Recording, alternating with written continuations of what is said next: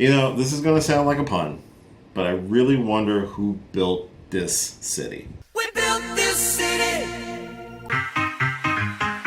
Ladies and gentlemen.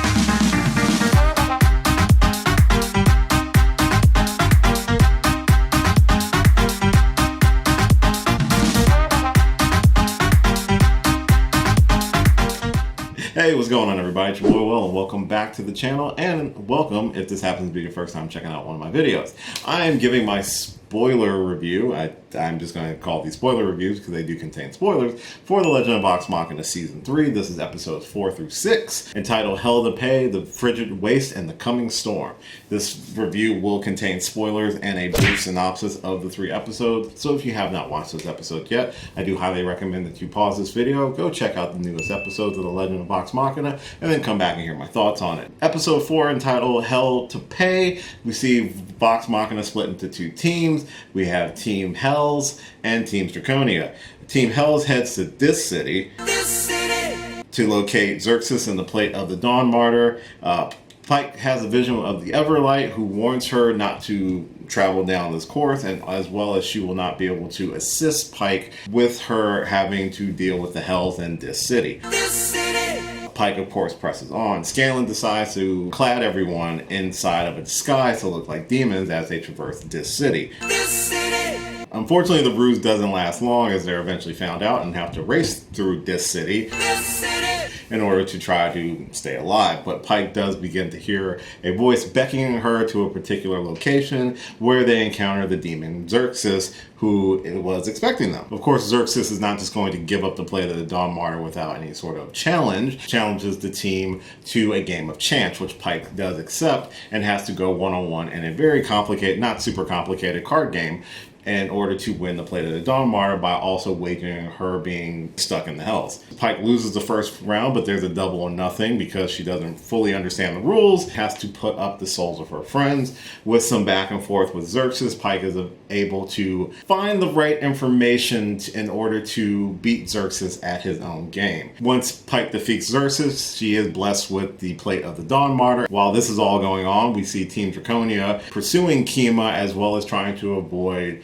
Vorgal, who is still hunting them down after the events of the previous episode. But we also get to see a nice little backstory, how Kima and Allura met and how they got together and how they found love for each other. Once Team Hells has the plate of the Dawn Martyr, they are allowed to leave Xerxes, but Xerxes sicks his demon butler on them in order to kill the others and retrieve Pike, who he has interesting plans for in the future. With episode 5, The Frigid Waste, we continue on with Team Draconia, who are able to find Kima, but also have to fend off Vorgal and his attacks. Percy and Allura decide to distract Vorgal while Vex swoops in to save Kima. They're eventually able, with some really cool trickery from Percy and some craziness from his plan, are able to subdue Vorgal just long enough to get away and to get back to the portal where they can rendezvous with Team Hells, who are currently in the Hells, running through this city, trying to avoid the demon butler who was sicked on him by Xerxes. Pike is still trying to figure out how to use the vestige, and it kind of blows up in her face and she loses her hair. They're able to make it back to the portal. Keyleth on one side is trying to open it, while Allura and Kima are able to try to open the other end. They're able to rip it open and escape through the portals back to Draconia to be one team, so I don't have to keep saying Team Draconia and Team Hells. But unfortunately, our demon butler, who is now supercharged and really bigger, run through the portal as well,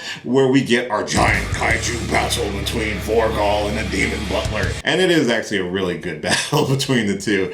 There are some exchanges of blows. Vorgal takes a lot of good hits, but he is able to dispel of our demon butler, who I don't remember his name. I think it was Kyle, maybe? I don't know. At least Vorgal incredibly wounded long enough for Vox Machina to decide to take down another dragon. There's some really good team-ups. Kima leading the charge. She borrows Mythcarver from Scanlan. The rest of the team joins in, and we get a really cool team-up between Keyleth and Vex to chest burst a tree out of Vorgal, ending the reign of the Ice Dragon. And the team being completely battered and bruised, Scanlan decides to take them to Chateau de Scanlan, or Scanlan Chateau. Episode 6, The Coming Storm. Starts off really good. There's a great opening sequence where Scanlan's explaining the chateau and how he's honestly done something really nice for everybody within the Chateau, making custom rooms for everybody, really showing that he cares for his team. I don't think the sentiment is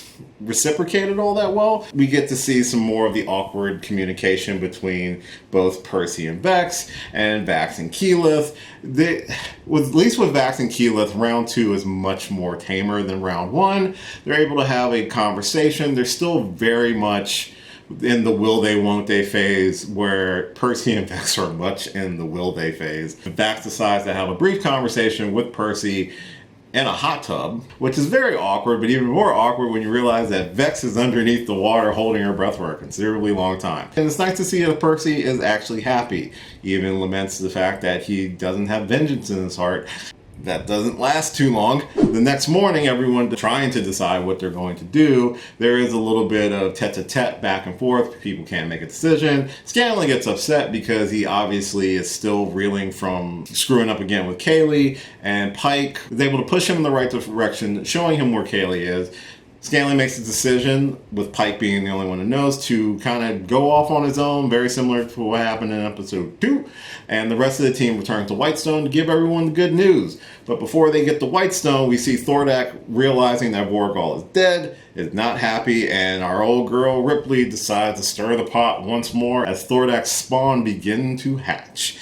Once the team returns to Whitestone, bad news when they see the town's on fire because the Hellspawn from Thordak are attacking Whitestone. Immediately, Keyleth assumes that this is because of Raishan's doing. The team splits up in order to try to save as many people as they can. They save the Sun Tree, they don't save the castle, but they're able to save Cassandra, kill off a couple spawn. Vex sees that Scanlan's not there and is very upset, while Pike kind of laments her decision to let Scanlan go, take care of what's important to him. Raishan shows up at the absolute wrong time, trying to convince them that it was not her, with the team very adamant to try to end her existence once and for all. It's not until Percy realizes that someone else has a boner for Whitestone, and it happens to be Ripley, and is able to put 2 and 2 together with a level head, but at the same time deciding to tell Raishan to go herself for the last time, and that they're not going to kill her, but their partnership and their deal are done. Bye, Felicia.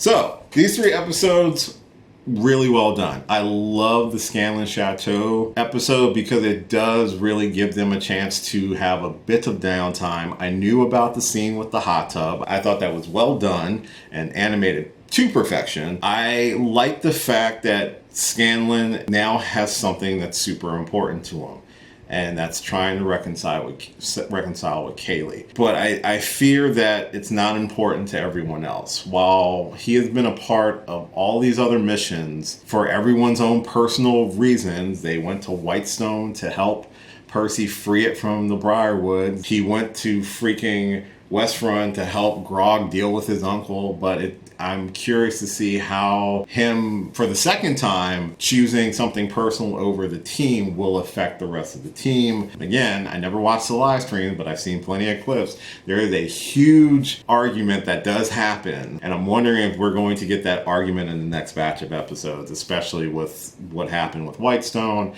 and when Scanlan returns. Are they going to try to chew him out? The decision to push off going after Thordak makes sense, because Ripley being such an unknown variable has to be taken care of right now.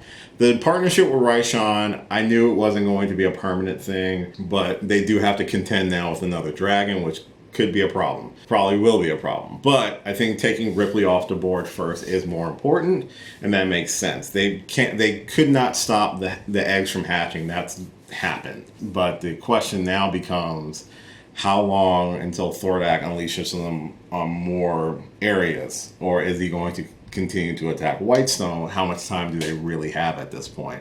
I want to take time, a little bit of time, as someone who did watch EXU Calamity, which was the 3 or 4 part miniseries that they did for Exandria Unlimited. This was the second phase of it, where Brendan Lee Mulligan was the GM for it, and they talked about the fall of Avalier, which was one of the great cities of the sky in the Age of Arcanum before the beginning of the Calamity. It basically started the Calamity.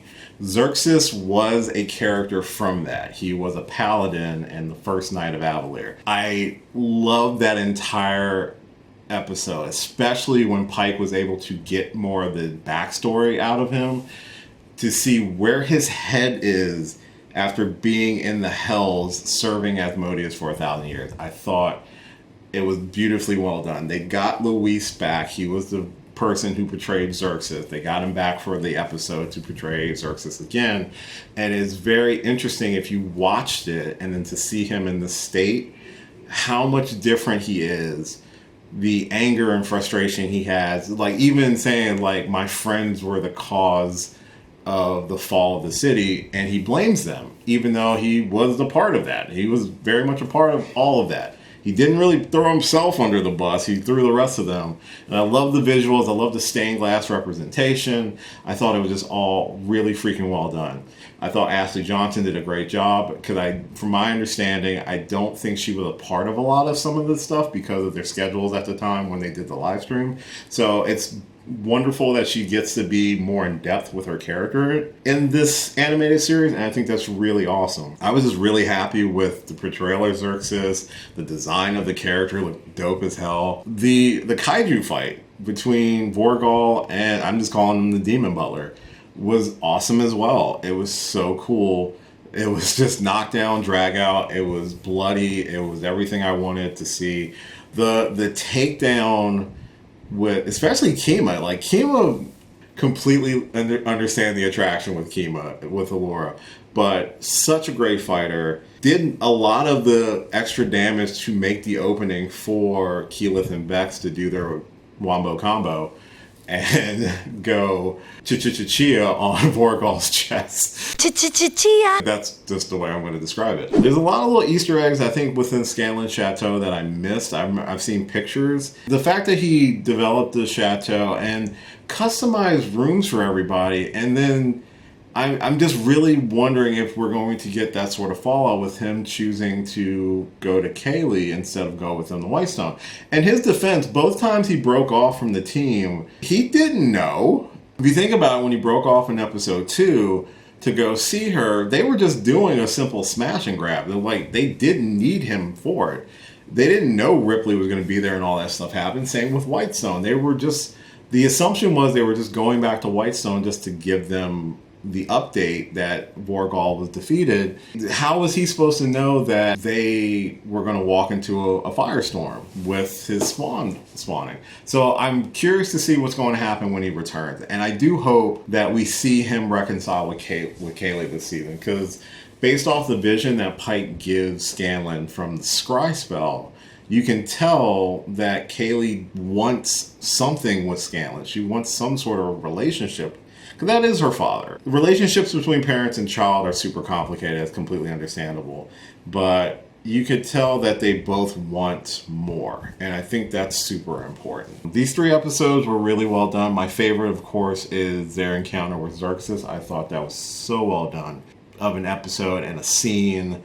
And we get the little shots of the calamity. And like, for most people, you know, they explained it really well, but if you did watch Calamity, it's a really good watch. I would recommend, if you haven't watched EXU Calamity, to watch it. It's 4 streams. It is so well worth it. It's a contained story. You don't need a lot of background or baggage. It will make you tear up, and it provides a lot of context to that episode, and I think that's really cool. Yeah, they were just 3 really good episodes, and it just makes me super excited for the rest of the season. I'm just very much enjoying the season, and I hope you are enjoying it as well. So let me know in the comments down below what you thought of the latest 3 episodes of The Legend of Vox Machina. Obviously, I have missed a few things, so let me know anything that I've missed. Any thoughts that you have, I'd love to hear those from you and interact with you more in the comments. That would be fantastic. So that is going to do it for this spoiler review for the latest 3 episodes of The Legend of Vox Machina.